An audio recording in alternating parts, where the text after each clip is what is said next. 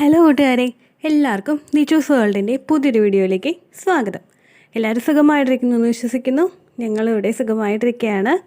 അപ്പോൾ എല്ലാവരും സന്തോഷത്തോടെയും ആരോഗ്യത്തോടെയും ഒക്കെ ഇരിക്കുക കേട്ടോ. ഇന്നത്തെ വീഡിയോയിൽ ഞാൻ സംസാരിക്കുന്നത് പ്രഗ്നൻ്റ് ആകുന്നതിന് മുൻപ് തന്നെ, പ്രഗ്നൻസിക്ക് ട്രൈ ചെയ്യുന്നതിന് മുൻപ് തന്നെ സ്ത്രീകൾ ചെയ്യേണ്ട കുറച്ച് ബ്ലഡ് ടെസ്റ്റിനെ പറ്റിയിട്ടാണ്. ഈ ഒരു ബ്ലഡ് ടെസ്റ്റ് നമ്മൾ ചെയ്തിട്ട് ഇതിൻ്റെ റിപ്പോർട്ട് അനുസൃതമാക്കിയിട്ട് നിങ്ങൾ പ്രഗ്നൻസി ട്രൈ ചെയ്ത് കഴിഞ്ഞ് കഴിഞ്ഞാൽ നിങ്ങൾ പ്രഗ്നൻ്റ് ആകാനായിട്ടുള്ള സാധ്യത കുറച്ചധികം ഇൻക്രീസ് ആകും. അപ്പോൾ അത് ഏതൊക്കെ ബ്ലഡ് ടെസ്റ്റുകളാണെന്ന് നമുക്ക് നോക്കാം. വീഡിയോ സ്റ്റാർട്ട് ചെയ്യാം. ആദ്യം തന്നെ നിങ്ങൾ ചെയ്യേണ്ടത് നമ്മുടെ ഹിമോഗ്ലോബിൻ്റെ ലെവൽ ചെക്ക് ചെയ്യുക എന്നുള്ളതാണ്. നമ്മുടെ ഹിമോഗ്ലോബിൻ്റെ ലെവലിൽ വ്യത്യാസം വന്നു കഴിഞ്ഞ് കഴിഞ്ഞാൽ, ഹിമോഗ്ലോബിൻ്റെ അളവ് നമ്മുടെ ശരീരത്തിൽ കുറയുകയാണെങ്കിൽ അത് നമ്മൾ അനീമിക് ആവാനായിട്ടുള്ള സാധ്യതകൾ ഉയർത്തും. നമ്മൾ അനീമിക് ആവുക എന്ന് പറയുന്നത് നമ്മുടെ രക്തത്തിൽ വേണ്ടുന്ന പോഷകങ്ങളുടെ അളവ് കുറയുക. നമ്മൾ അനീമിക് ആകുമ്പോൾ നമുക്ക് വിളർച്ചയുണ്ടാകും.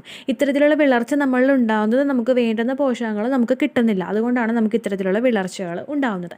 ഈ ഒരു വിളർച്ചയുള്ള സമയത്ത് നമ്മൾ പ്രഗ്നൻസി ട്രൈ ചെയ്ത് കഴിഞ്ഞ് കഴിഞ്ഞാൽ നമ്മുടെ എഗ്ഗ് ഗ്രോ ആകുന്നതിന് വേണ്ടിയിട്ടുള്ള ന്യൂട്രിയൻസ് നമ്മുടെ ബ്ലഡിൽ നിന്ന് നമ്മുടെ ഓവറീസിനോട്ട് കിട്ടുന്നില്ല എന്നാണ് അതിനർത്ഥം. അങ്ങനെയുള്ള സമയത്ത് നമ്മൾ അനീമിക് ആവുന്ന സമയത്തൊക്കെ നമ്മൾ പ്രഗ്നൻസി ട്രൈ ചെയ്ത് കഴിഞ്ഞ് കഴിഞ്ഞാൽ നിങ്ങൾക്ക് ഒരിക്കലും അത് എളുപ്പത്തിൽ പ്രഗ്നൻ്റ് ആവില്ല. ഇനി പ്രഗ്നൻ്റ് ആയാൽ തന്നെ ആ എഗ്ഗിന് ക്വാളിറ്റി ഉണ്ടാകും എന്നും നമുക്ക് പറയാനായിട്ട് സാധിക്കില്ല. കാരണം എഗ്ഗ് വളരണമെന്നുണ്ടെങ്കിൽ ആ എഗ്ഗിനുള്ള എല്ലാ ന്യൂട്രിയൻസും കിട്ടി, എഗ്ഗിന് വേണ്ടുന്ന ക്വാളിറ്റീസൊക്കെ കിട്ടിയിട്ട് അതിൻ്റെ ഗ്രോത്ത് എത്തിയിട്ട് വേണം അത് പൊട്ടാനായിട്ട്. അത് വളരുന്നതിന് വേണ്ടിയിട്ടുള്ള ക്വാളിറ്റി ഉള്ള ഒരു ന്യൂട്രിയൻസ് അടങ്ങിയിട്ടുള്ള ഒരു സറൗണ്ടിങ്സ് അതിന് കിട്ടുന്നില്ല എങ്കിൽ അത് അവിടെ നമുക്ക് ഇംപ്ലാന്റേഷൻ ഫെയിൽ ആകാനും നമുക്ക് ഓവുലേഷൻ നടക്കാതിരിക്കാനും ഒക്കെ കാരണമാകും. അപ്പോൾ നിങ്ങളുടെ ഹിമോഗ്ലോബിൻ്റെ കൗണ്ട് ചെക്ക് ചെയ്യുന്നത് നല്ലതായിരിക്കും. രണ്ടാമതായിട്ട് നിങ്ങൾ ചെയ്യേണ്ടത് നിങ്ങളുടെ ഷുഗറിൻ്റെ ലെവലാണ്. നിങ്ങൾക്ക് ഷുഗർ കൂടുതലാണോ നിങ്ങൾക്ക് കുറവാണോ എന്ന് അറിയാനായിട്ട് ഉറപ്പുവരുത്തുക.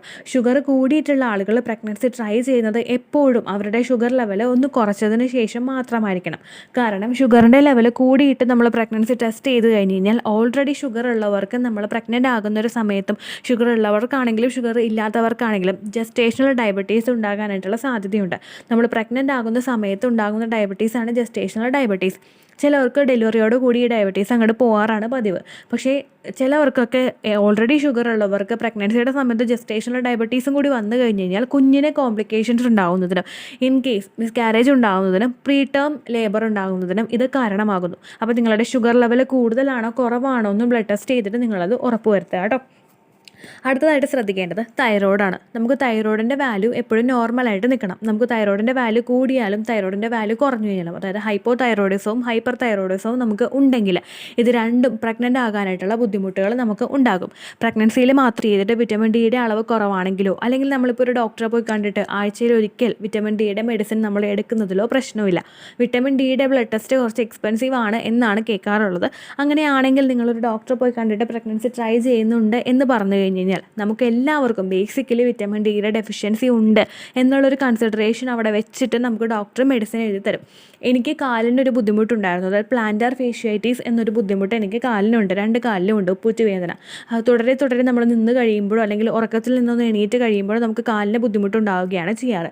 എനിക്ക് ഒരു പ്ലാന്റാർ ഫേഷ്യാറ്റിസ് വന്ന സമയത്ത് ഡോക്ടർ റെഫർ ചെയ്ത് തന്നതാണ് വിറ്റമിൻ ഡിയുടെ മെഡിസിൻ.